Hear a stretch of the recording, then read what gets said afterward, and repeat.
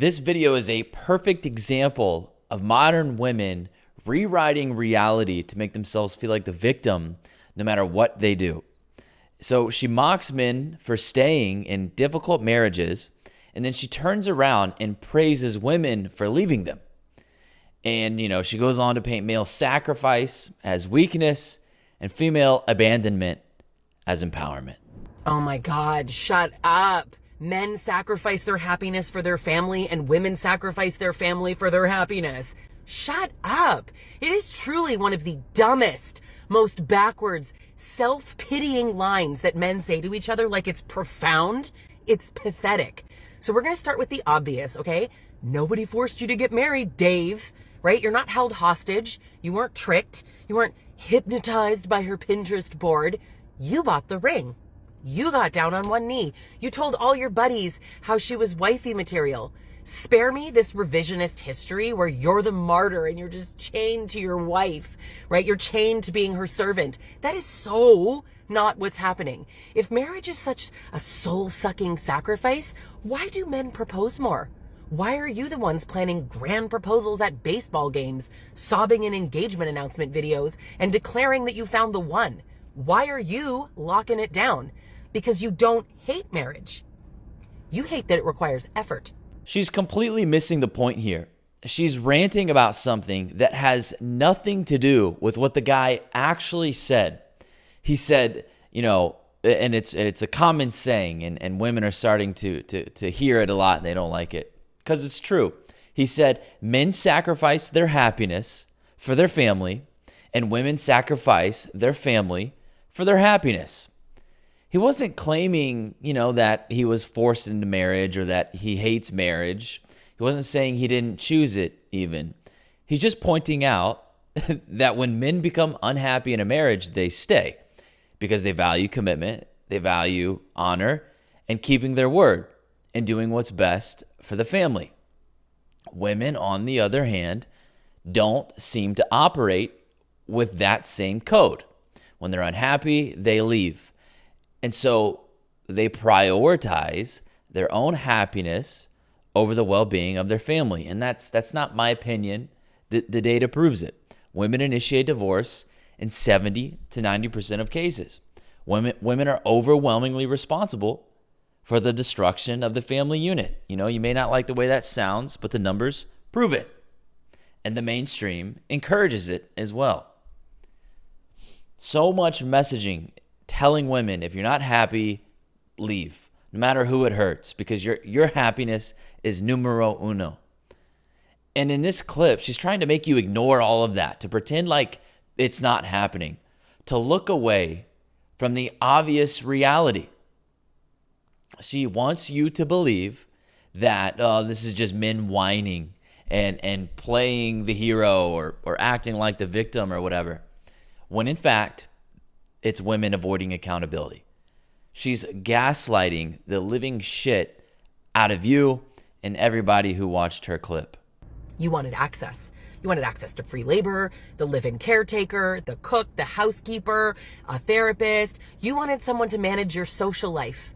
You wanted someone to remember your mom's birthday, raise your kids, still look sexy, and smile, even though you're completely ignoring her. You don't actually hate the institution of marriage, right? You hate the moment that she stops performing all of the unpaid emotional labor without a thank you. So notice how she kind of presupposes men go into marriage with a hidden agenda.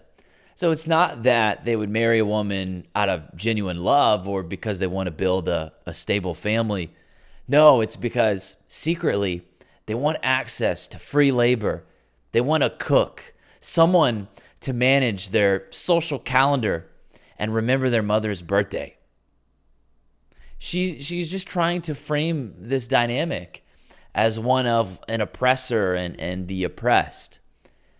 And if the man's intentions were truly that foul, wouldn't the woman, the emotionally intelligent, intuitive one, wouldn't she have been able to see right through it? This entire framing that men are lazy, emotional leeches and women are just unpaid saints, it's a fantasy designed to make modern women feel righteous for abandoning their responsibilities. She wants women to be constantly praised for doing things that they themselves chose to take on. Now, let's tackle this kind of second half of the sentence, the part where you claim that women sacrifice their family for their happiness. Because what I hear is, how dare she stop suffering for me? But here's the truth, bud. Most women who have left their husbands have tried for years to make it work, right? She asked you for change. She went to therapy. She read the book. She cried. She blamed herself. She probably twisted herself into 1,000 versions of less angry and less emotional and less needy. But eventually she cracked because you weren't listening. So she finally leaves, and then she's selfish. She's not leaving for some quest for happiness, right? That's not, oh, I just want to be happy. She is leaving to stop dying inside. Now she launches into this dramatic performance, claiming most women who leave their families tried for years to make it work. She says they went to therapy, they read the books, they cried, they begged and pled for change. She paints this image of a woman twisting herself into 1,000 quieter, less needy versions and then cracking because the man just wouldn't listen. Where's the proof? None of that is verifiable. She's just making shit up. It's just emotional storytelling designed to paint the woman as a hero and the man as a piece of shit. It's like, put down the victim porn, lady. It's clearly messing with your brain. She says it's not about happiness. It's about not dying inside. It's just pure theater. Just dramatic language to make running away sound brave. You want to look at real numbers? Women initiate about 70% of divorces in hetero relationships, right? And you men, you love to say that, right? She's the one who left. Correct. But here's what's interesting. Women are happier after divorce. Men report higher dissatisfaction after divorce, not before. Almost like marriage benefits men. You're in the middle of a loneliness epidemic. You know that, right? That 2021 study, 15% of men have 0 close friends. It's actually 5 times higher than in 1990. But let me guess, you care so much about men's mental health, right? Women, on the other hand, they tend to build deep emotional bonds. They have friends outside of their marriage. So when she leaves, you lose everything because she was your everything, right? Your emotional support, your stability, who you are. That's why so many men are like stunned when their wives walk away. It came out of nowhere. It didn't, bro. It came after years of unmet needs, silent resentment, and her being treated like furniture with feelings. Now she wants to talk about numbers. 70% of divorces initiated by women. And she says, you men love to say that. Well, she clearly hates to hear it. And she says that as if it's just some talking point instead of a brutal, undeniable statistic. Yes, women initiate most divorces, and that number jumps to nearly 90% among college-educated women. That's not just something men love to say. That's reality. It proves the exact point she's trying to dance around here. Women are the ones walking away. And she says, well, women are happier after divorce. That's proof that men need marriage more than women or whatever. And it's like, okay, according to what? Like self-reported surveys, what's the actual measurement for happiness? You know who else feels happier? People after they quit the gym. People when they binge eat junk food or watch porn or run from their responsibilities. That doesn't mean it's good. It just means they chose short-term relief instead of doing the hard thing, which usually brings much more gratification, much more fulfillment, because it's more meaningful. She claims, right, it's almost like marriage benefits men, as if the only thing that matters is how someone feels after it ends. And that's her argument. Because women are happier after divorce, that means marriage is just ultimately 100% benefiting to men. And then she brings up the male loneliness epidemic again, like so many women use that as ammunition. But what she's trying to do here is she's trying to use that, and she's trying to pin this on men not having friends. And so her argument is basically, well, women are making friends and managing their friendships. So that's why men are more upset or suffer more after divorce or whatever. But what that really shows, right, is that men center their lives around their families, not social circles that they use as like escape hatches to go talk to their friends. And it's like those female friends are exactly the ones encouraging these women to leave anyways. But so it's like maybe they shouldn't have so many friends. Maybe they should kind of chill out with the social circles and focus on the families and their children and their marriage. Anyways. But like if a man is blindsided when his wife leaves, it's probably because the woman didn't communicate directly. Perhaps she grew resentful in silence and built emotional support systems outside the marriage, or found her a new man and only like walked out after she's fully checked out. And the man just becomes, the last one to know. So that would be, perhaps some of the reasons why a man might feel blindsided when a woman comes to him and says, yeah, I want a divorce. Maybe she's not as good at communicating as she thinks she is. But this whole thing, she just keeps spinning all of this to justify women walking out on their marriages and their families. And she wants you to believe it's noble. But the numbers, the messaging, and the behavior all tell the same story. Modern women are the ones abandoning the family unit. And they also want to be celebrated for it. The truth is, you thought that her unhappiness was like background noise, right? Didn't really matter. It's just tolerable misery. You thought that she'd keep doing everything forever because that's what good women do, right? And the truth is, you thought she was a good woman, right? That she would be blindly loyal forever. So you claim you're the victim. You say she's the selfish one. Okay, hear me out. I've got a radical idea. If you really believe that marriage is this life of sacrifice and misery, don't get married. Don't get married, right? Nobody needs all this martyrdom from men. Least of all, the woman that you expect to stay miserable with you out of what? Loyalty. Please. So can we stop pretending that women are walking away from perfectly healthy families and these good men who sacrificed everything because they just wanted to go find themselves?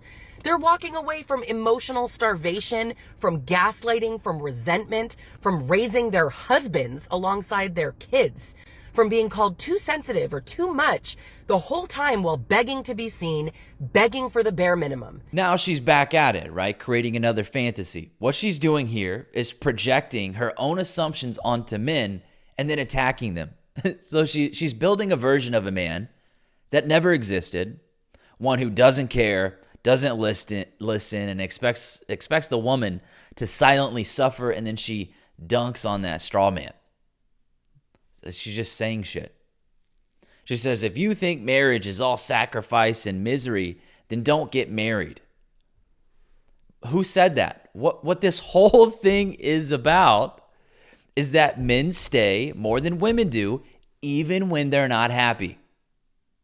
And I've got news for this woman. If she thinks being in a relationship with a woman means men are showered with praise, respect, and appreciation, she should try dating them. Seriously. Men sacrifice more for their families more frequently than women. The numbers reflect that. But now what she wants to do to justify those numbers, right? This is what she's doing if you haven't caught on yet. She's giving you scenarios. She's painting a fantasy to justify that 70 to 90 number. So she wants to paint every woman who leaves as some noble warrior escaping abuse. She says they're walking away from emotional starvation, gaslighting, resentment, raising their husband alongside the kids. It's just a pile of shit and melodrama. Again, Just her acting like saying something makes it true. You think that men sacrifice their happiness for their family? What? Men sacrifice accountability. They sacrifice intimacy. They sacrifice doing half the dishes. And when a woman finally says, you know what, man, I deserve more than this. Oh, you see it as betrayal, right? It's not betrayal. Your shock doesn't mean that she's heartless. It means you weren't paying attention. Wake up. Marriage isn't a hostage situation. A woman choosing to go be happy makes sense. Like, who the hell would choose to be unhappy? Oh, men do. You did. You're right. You chose to be unhappy. Ask yourself why. No, men choose to honor their commitment. They stay. They don't chase a new dopamine high every time they feel discomfort. That's what this is about. Women like her act like leaving is noble, like quitting is somehow courageous. But the truth is, staying, working, sacrificing, building, that's what is actually hard and respectable and is going to bring more fulfillment. Love is not measured by how much someone is willing to endure before they snap, okay? Your version of a relationship requires her silence and her suffering for you to just function. Bro, you're not in a partnership.